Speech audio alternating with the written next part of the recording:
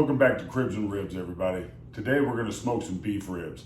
Beef ribs are fastly becoming one of my personal favorites. I usually get the beef back ribs from the grocery store. By the time you get it out of the cryovac package, it's hit or miss on whether or not they've really butchered those things or whether you got, a good product there. Well, today we're going to do some plate ribs. They're nice and meaty. They're a little bit harder to find.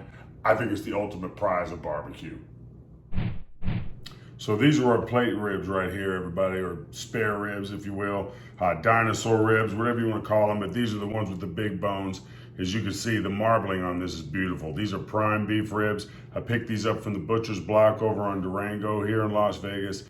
They've actually got 2 locations, but you can find prime beef, A5 Wagyu beef, all the different cuts of offal, beef, pork, chicken, whatever you want, everybody, they've got it there. Really high quality products. I definitely recommend checking out the butcher's block.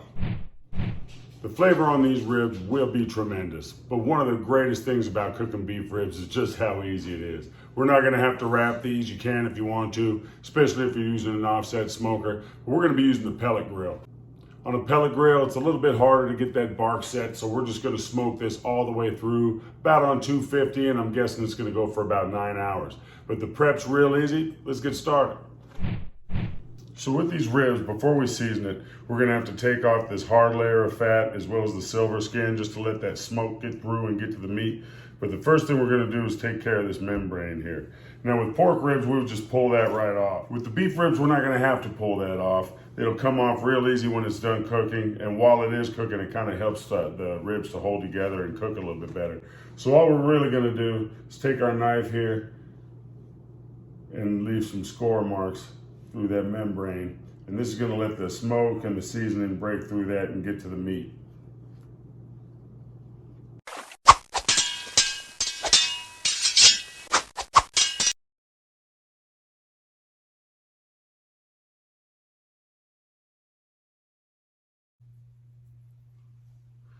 All right, this part can take a little bit, but we're just gonna slowly whittle away at this hard fat layer here until we get down to the lean, and we're gonna make sure we get as much of that silver skin as we possibly can.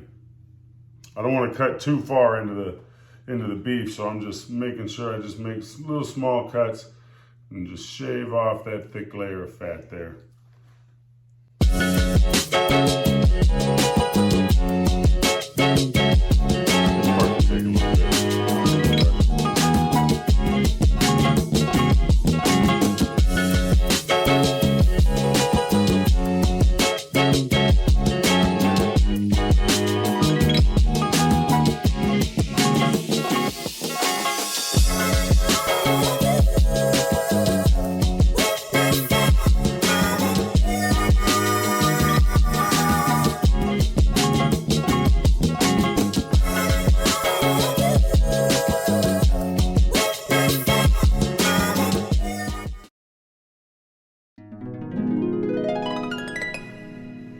Okay, so now we've got our hard layer of fat removed. We've got our membrane scored. We're gonna go ahead and season this.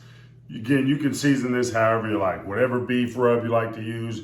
Anything meant for brisket's gonna work just fine for this.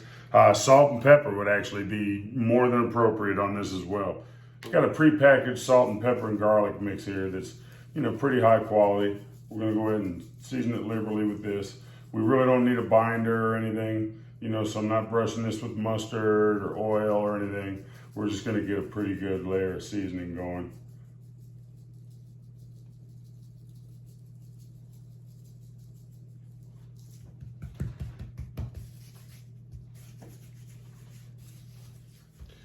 Again, you're gonna wanna leave this seasoning on for at least an hour. At the bare minimum, leave it on there for an hour before this goes into your pit.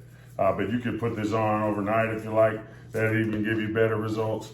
But the longer this can sit and stay seasoned before you go into the smoker, the better. I might use a little bit of a cooking spray on this bottom side here just to, get this to stick a little bit better. So never mind what I said about the binder. Everybody, we might go ahead and put a little bit on there anyways. Yeah, let's get a little bit of that cooking spray in there.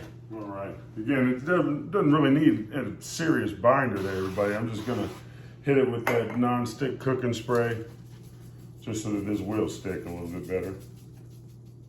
Don't forget to get your edges.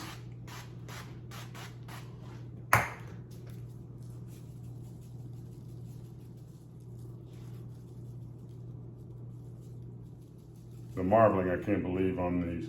This is really going to be something else.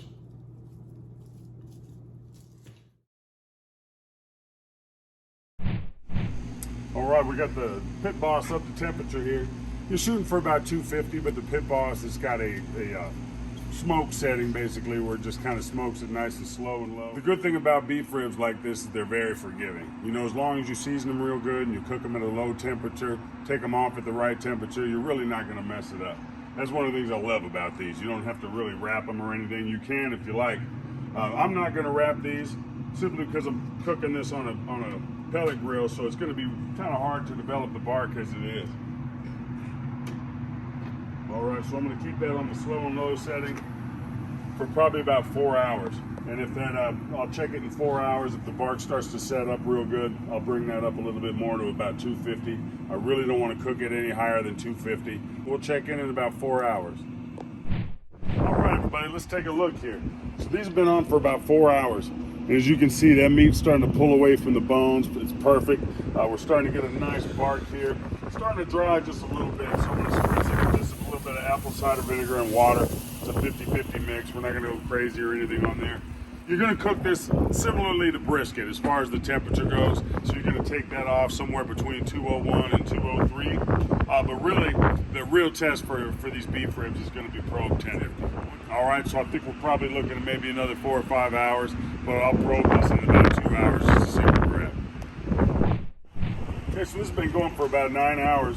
I've been cooking this with hickory pellets. It's been smoking on about 250. I'm hoping this is going to read about 200 degrees. Oh, wow, it looks excellent.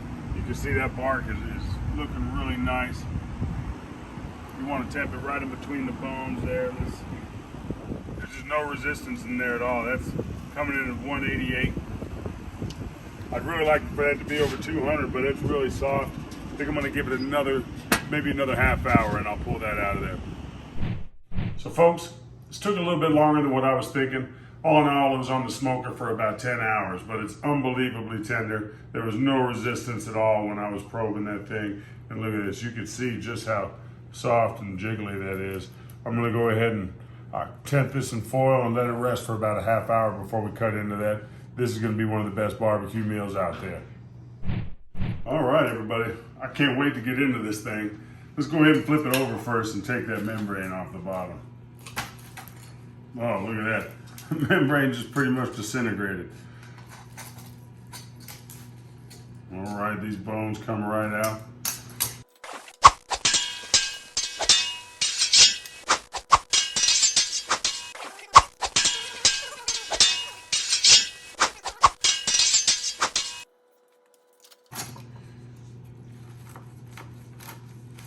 Super tender.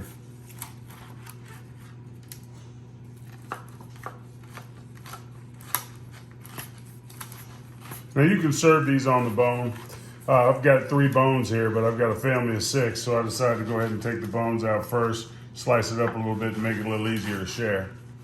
All right. Oh man, look at that juicy, juicy, juicy beef. Let's cut off a little piece of that and give it a taste here so you can see it. Oh man, it's falling right apart.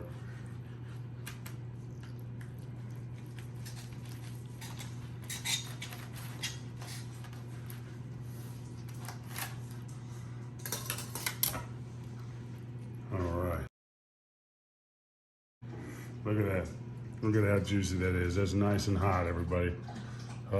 Let's give it a taste. I can't wait.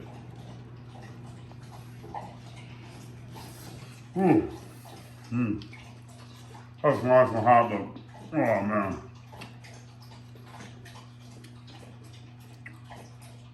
This is an amazing bite of flavor right there. That beef just rendered down perfectly. It's extremely tender and soft. The bark really is nice. You can see we got a beautiful little smoke ring going on the outside. And there you have it, everybody. This is the way to cook the King of BBQ on a pellet grill of all things. But good luck out there and Happy 4th of July. If you like this video, I hope that you like, subscribe to my channel. Don't forget to ring that bell. You definitely don't want to miss anything spicy. If you or anybody you know is in the Las Vegas area and you'd like to buy or sell a home, please give me a call, text, or email, and we'll chat soon.